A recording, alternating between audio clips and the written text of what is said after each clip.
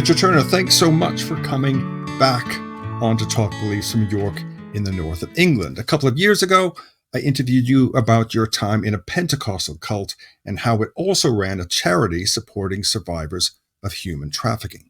We also did an interview about autism in cults and if cult leaders prey upon people with autism. Well, people may recognize you from your appearances in documentaries about high-demand groups, and this is something that's still going on, isn't it? Yes, it's kind of changed a little bit over time. I have done a couple of appearances on radio shows on the BBC a couple of years ago, which are both on BBC Sounds at the moment still. And I did a brief appearance in a documentary on Discovery Channel, and more recently did a live TV interview over Christmas. But the way I've been working with the media has changed a little bit over time. So I do a lot more kind of consultancy work and behind the scenes stuff, supporting journalists with writing stories or producing documentaries now. So that's what I kind of do more now, less than appearing at the front, more in the background. Alongside that, just casually, just because I need to keep my life balanced, I set up a gaming channel on YouTube earlier on last year and spend a lot of time playing Minecraft, live streaming computer games, and just having a bit of fun, really, doing something completely different from the cult world. Because I was finding a little bit, if you live too much in this world, you start to get a bit of a negative worldview and a bit pessimistic and low. So I've been doing a lot of live streaming, computer games, a lot of playing Minecraft. And I also recently started working for a gaming charity, working with autistic kids online, playing computer games with them, helping them build relationships and friendships and things like that. You're also a qualified therapist who counsels ex-cult members. So I thought it would be an interesting idea to find out what an ex-cult member has learned from ex-cult members. But before we dive into what you've discovered, can you remind our audience of the group you once belonged to and why you ultimately deemed it to be a cult? Yeah, so I was in a Pentecostal charismatic cult, quite extreme, quite controlling, and I also worked for them, and for a brief period of time I also lived with them. And in a nutshell, they slowly kind of grew me to start taking over my life and relationship and manipulate me quite a lot of money. Well, a lot of money considering how much I had at the time. And eventually significantly damaged my mental health. And I left basically because I just couldn't physically and psychologically be around them anymore. But unfortunately, that led to being involved in another unhealthy spiritual group, an underground exorcism group, which was running secretly in a Church of England church. And unfortunately, alongside that, I've had a number of instances where I've been in situations that you might say were a little bit culty since then. The reason why I deemed the first group I got involved to be a cult is basically it was just very controlling. The leaders seemed to benefit from everything. I was at the bottom being slowly manipulated and losing myself to the group. I didn't really have much say in my own relationships, and effectively it just broke me down to nothing. I haven't checked it against all the cult list, cult characteristic checklists. I kind of realized, it was pretty bad. But unfortunately, like I mentioned, there were a couple of experiences after that were quite culty, and some of those built on the damage from the main cult I was in. So I was a bit fortunate and kind of cult hopped in a way afterwards. Being involved in that was how I ended up being a therapist. But some people think I trained as a therapist because of the cult, but actually I finished my training as I was joining a cult. So a bit of a strange way around. You would think I would notice it being a therapist, but that's the classic misconception, isn't it? The classic myth that, only gullible people join cults, which isn't true at all. I was a trained therapist and I still didn't notice. So, as we've mentioned, you're a trained therapist and counselor, and part of that job involves talking to ex-cult members like yourself. Obviously, this is all highly confidential, and none of your clients will be specifically referred to here. So, when someone from a high-demand group contacts you, generally speaking, what do they expect of you, and what do you provide? It's actually quite rare for someone who is in a cult to contact me. I have had a couple of calls over the last few years where people were in a cult and they realized it and they called me to ask for some guidance, and they were pretending that they still believed. Generally speaking, people contact me after they've left, or because they're concerned about a loved one or friend in a cult group. So the period of time from leaving the cult to actually contacting a therapist actually can vary from person to person. I've had people contact me to discuss therapy, and they've been out of the cult for 10 or 15 or 20 years, and they've only kind of just got to a place where they're ready to talk about it. And then I've had some people who have literally just got out of it, and they're in the kind of exiting process, and come to therapy almost straight away. So clients are often coming looking for a therapist who really understands what they've been through. But the big thing is they just want to feel heard and understood, because it's such an isolating thing being in a cult. I get a lot of calls from friends and families of people who've been recruited in cults. So they're kind of first generation cult members. And that's like the most common call I get. Usually it's either a parent and generally speaking of someone who's about like 20 to 25 years old, or it's a partner, and one partner has been kind of recruited into a cult and the other partner's really worried and it's really damaging the relationship. That's like the majority of calls I get, those two kind of categories. On the other occasion, there's stuff like outside of that, but they're kind of less common. So that's kind of the kind of more common calls I get. Alongside that, I think, as I mentioned earlier, I do a little bit of consultancy work for the media. So I get quite a lot of calls from journalists. And generally speaking, they're exploring the idea of creating a documentary. They want to know what the landscape is like, what's going on in the ex-cult member world. How common is this? What experiences am I hearing about? And they're just trying to get a feel so they can write documentary proposals to try and get shows made to raise awareness about this issue. And quite often, they're either writing an article about a specific group, or they're trying to do an overall overview of what's going on in the country at the moment. But there's quite a lot of journalists out there who, the media gets a lot of criticism, but there's quite a lot of journalists out there who I've spoken to who are very compassionate about it and concerned about the presence of cults and their impact. There is kind of a movement of journalists who really want to do the right thing and take their responsibility as journalists seriously. So I think it's quite encouraging listening to them, because they really want to come from a non-sensationalist kind of sensible, rational viewpoint with this topic, rather than trying to just get lots of viewers and create a documentary that focuses on these strange groups, which is what the media has done a lot in the past, produced unhelpful documentaries in some ways. So in terms of the kind of support I offer, specifically in the therapy, I really just try and let the client talk about what they want to talk about. I'm a client-led therapist, so they go where they want to, they explore what they want to talk about. And sometimes the therapy can be as kind of informal as just criticizing the cult leader, and even sometimes humor comes in where, as part of that healing process of laughing at the arrogance of the leader, or sometimes clients come because they just want to offload because they're so angry. And sometimes we talk about the psychology and how the control happened, and we unpick aspects of the ideology and the teachings of the group and think about how that actually prevented people from leaving. So the therapy is very much what the client needs in that moment.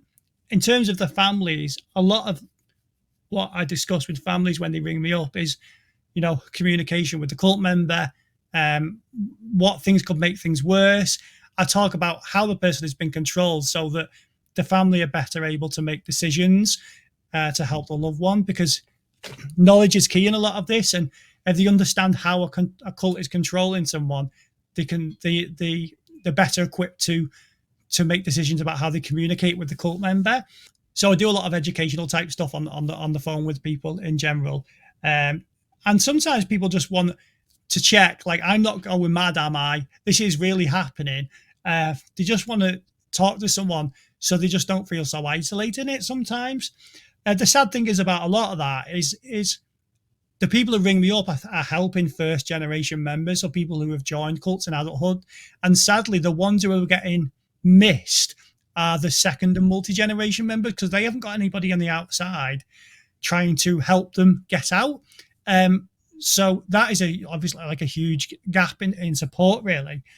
So there's a bit of a problem. It's like survivorship bias. So I'm hearing about the members that have got support, and unfortunately the ones who haven't, the second and multi-generation members, I'm not hearing about. Unfortunately, they're the ones that potentially are in a worse situation because they don't have families and friends on the outside trying to get them out.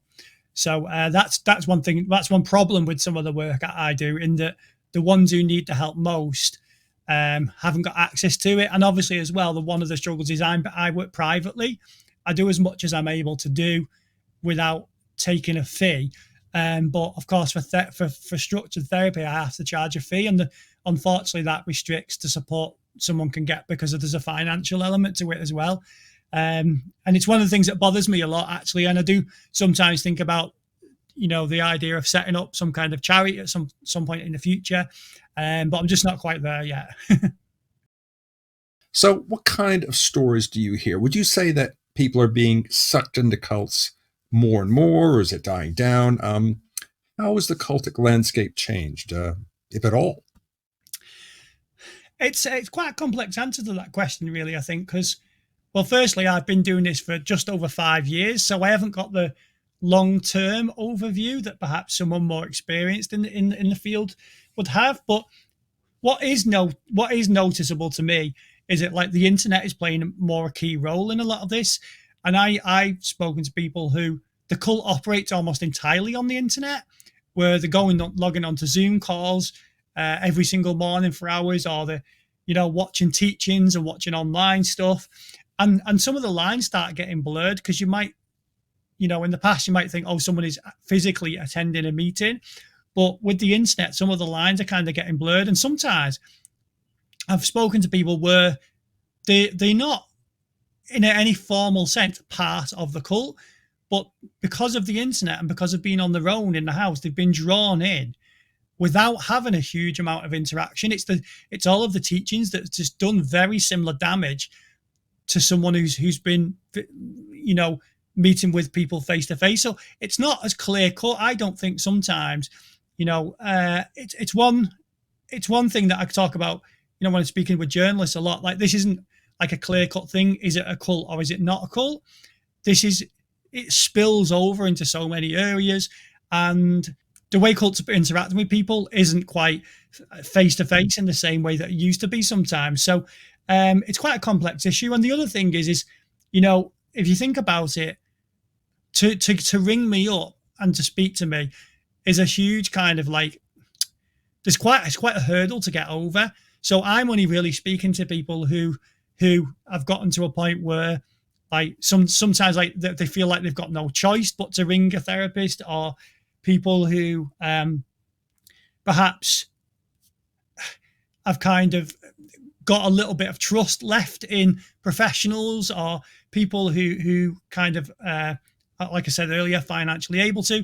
But I'm not hearing the whole story. I'm hearing the story of the people who were able to reach out and speak. So I often think that this issue is way worse than anybody really thinks, because we only hear from the people who have it in them to reach out for help, which seems to be a theme of our conversation so far. It's not something I intended on saying, but that it more and more I'm beginning to think that, like, things are often worse than they are because we hear from the people who have it in them to speak out.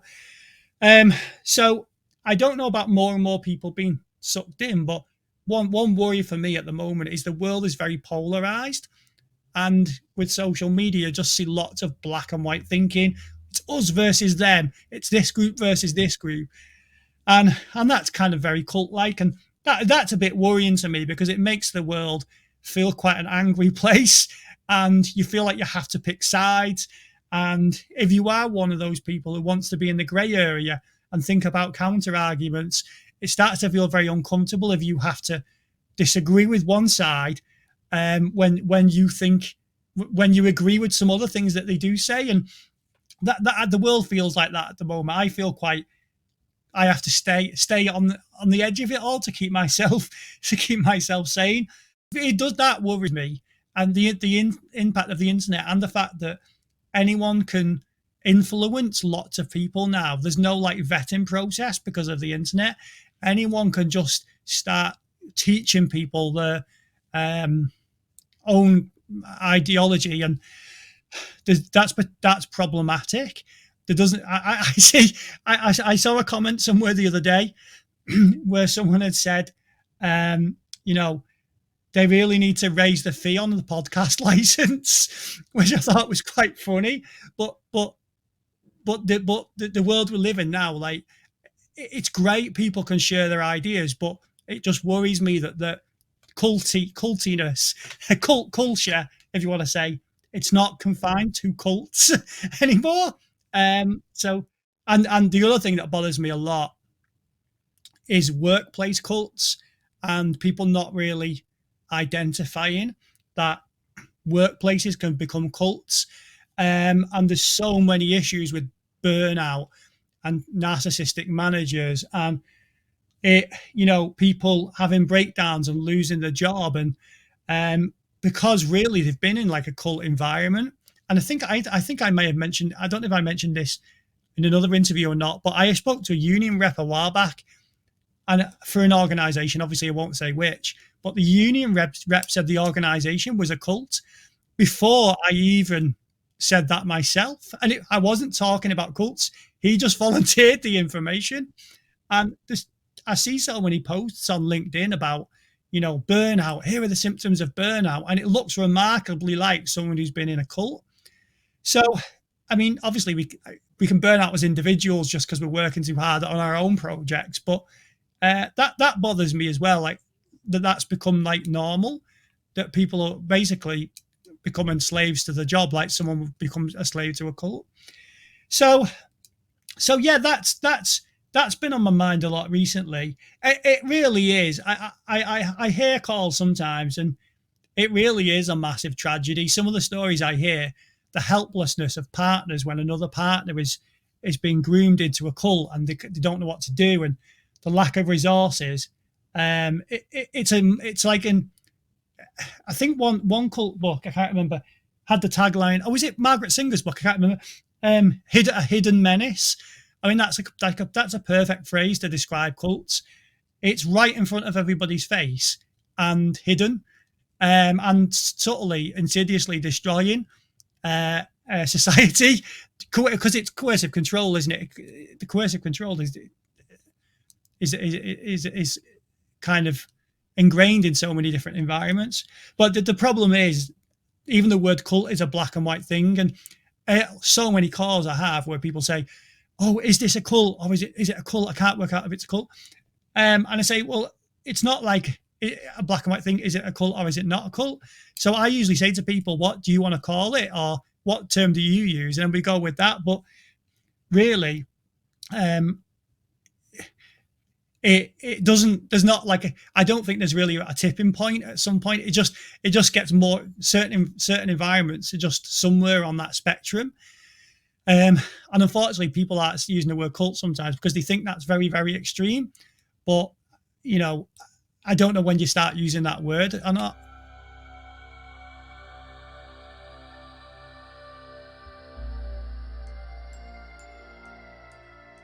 And it's interesting, talking about this thing of things being on like a spectrum, and I because I'm from a Christian background and I spent so much time in the church, I've thought a lot about the impact of narcissism and narcissistic toxicity filtering down from even into like mainstream, and it's quite uncomfortable because like obviously it's the background I'm from, and as much as I don't move in those circles in the same way anymore, it's still sad to see that like there's people I care about still deeply entrenched in church culture, not realizing some of the things that they're picking up and believing are from narcissistic control.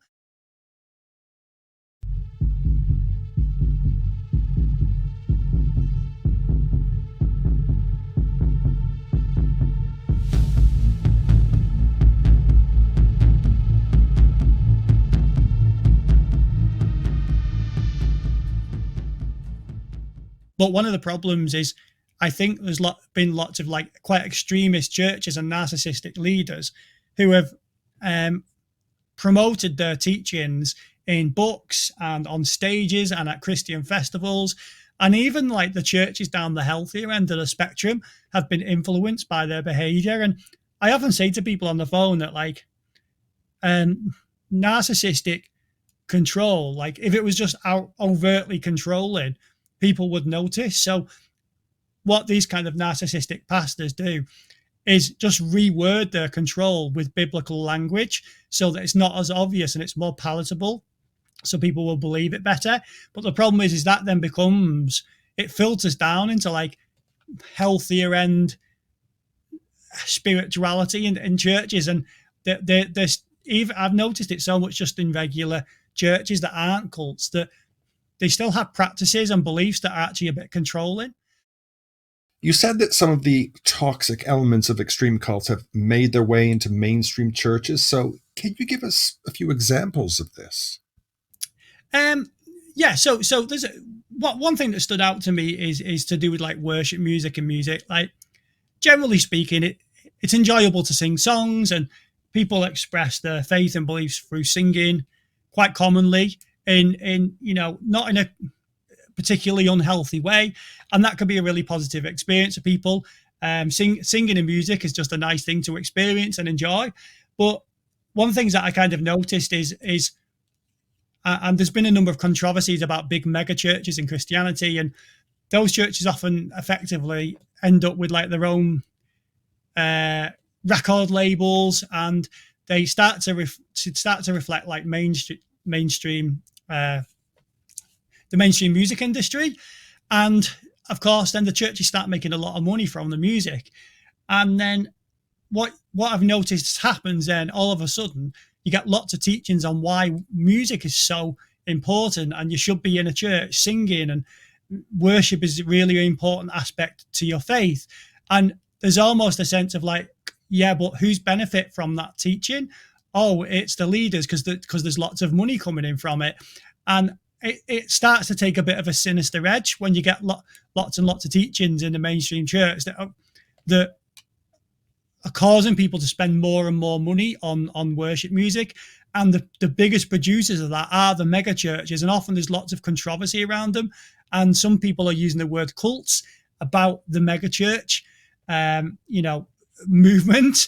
And the classic one was Hillsong, and there's been so much controversy around that. But thousands and thousands of churches across the country sing Hillsong music, and Hillsong make a lot of money from that.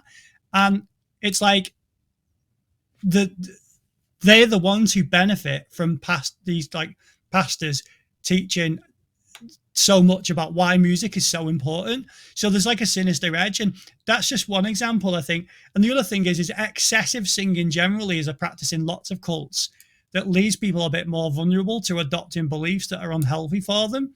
You'll hear people often talk about, lots of singing produces like a high. It alters your like psychological state.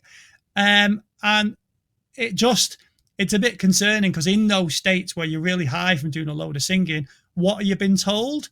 So that's just one little example there. Another one is classically cult leaders control relationships. They try and get people married really quick to someone else in a cult to stop them from leaving. They try and split people apart. If, for example, one of the person is beginning to have, criticized the group, rush people into marriages like I mentioned earlier. So if you take the classic Christian belief, no sex before marriage. The problem is with that is that it rushes people into marriages that the people naturally grow closer and closer together, and as part of a healthy relationship, you're getting physically, psychologically, and intimately more and more close to your partner. But the problem is if you can't spend time alone with your partner, you can't be trusted, to develop that intimacy, then you end up rushing into a marriage then that might not even be right for you. And the problem is with that is I suspect that's been rooted in like narcissistic control, that kind of teaching, no sex before marriage, because that then results in people becoming entrapped in a relationship or in the church, potentially. So I just wonder. I've just been wondering a lot recently how much of narcissistic, how much narcissistic teaching has been influencing the mainstream church.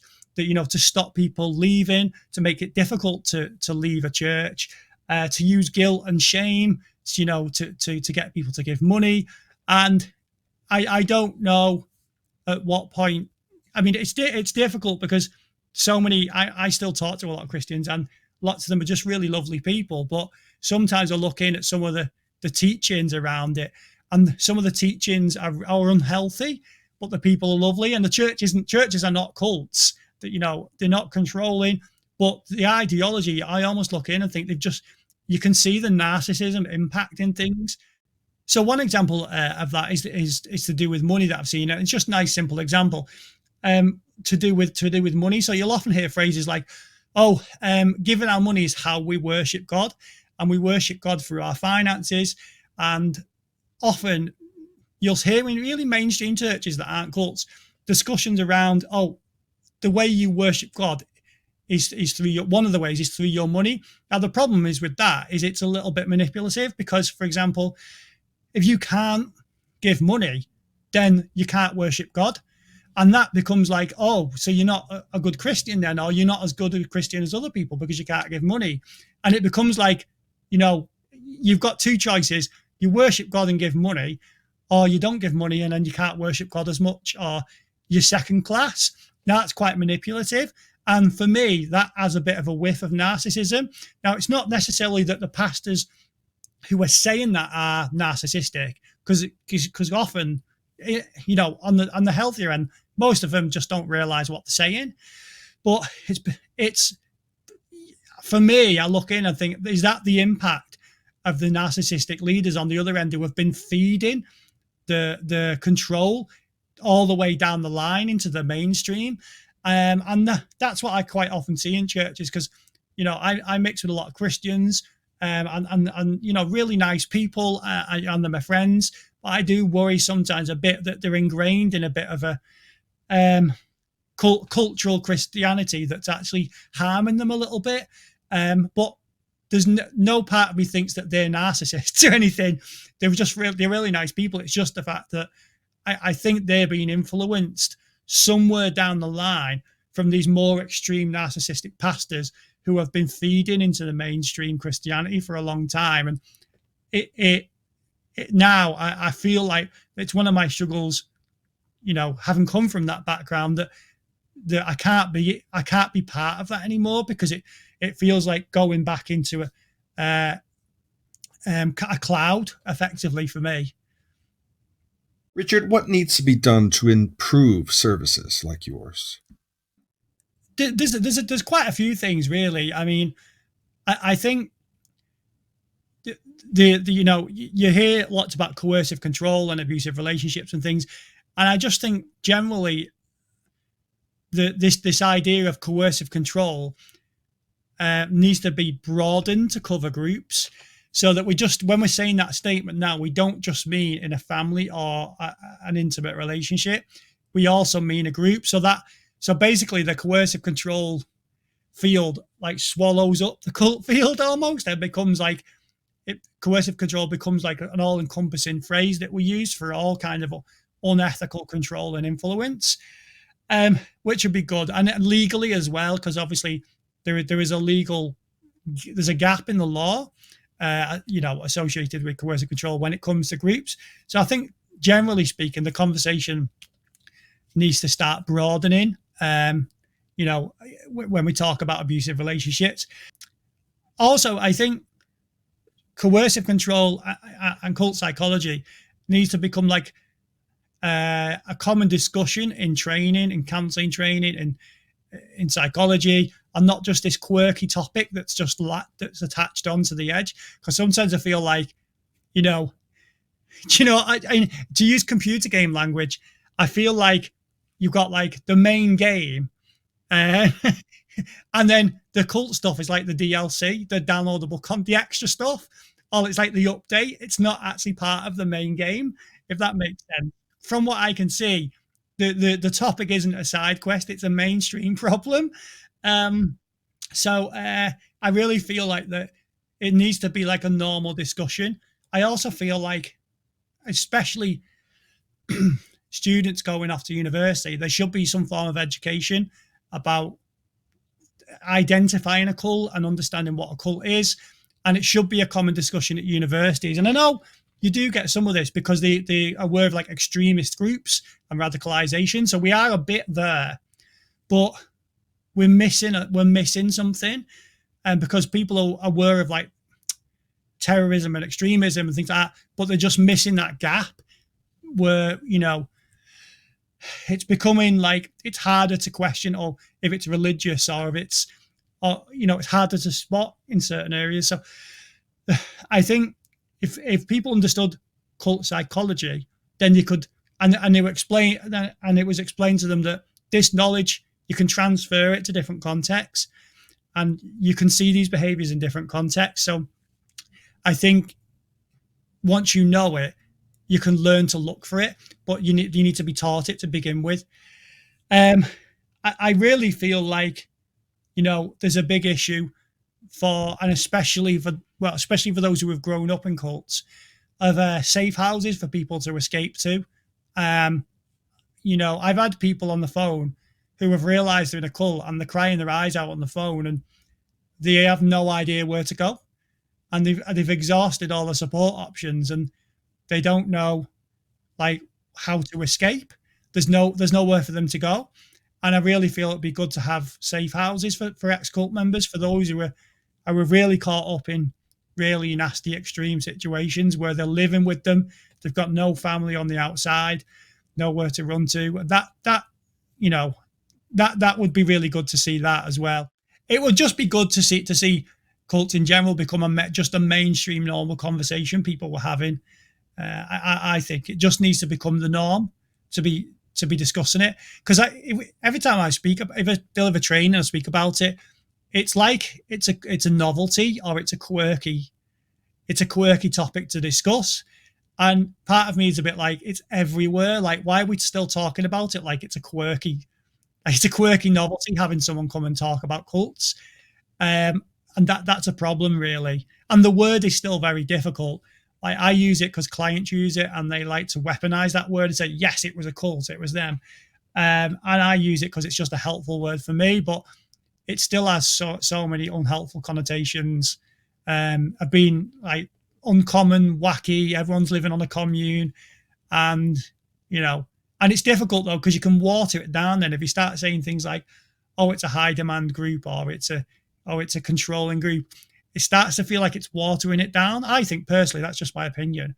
And that can be unhelpful as well. So it's just very difficult. I think it will be a very interesting time when coercive controlling groups becomes illegal. It'll be an interesting time for cults and what they're doing, and for the profession. So, well, it's very important work that you're doing, Richard, and I just want to thank you for coming back on to Talk Beliefs to share your unique perspective. As before, I will leave links to your website and social media in the description below, and hopefully we can catch up with you again in the very near future. No problem. Thank you very much for having me.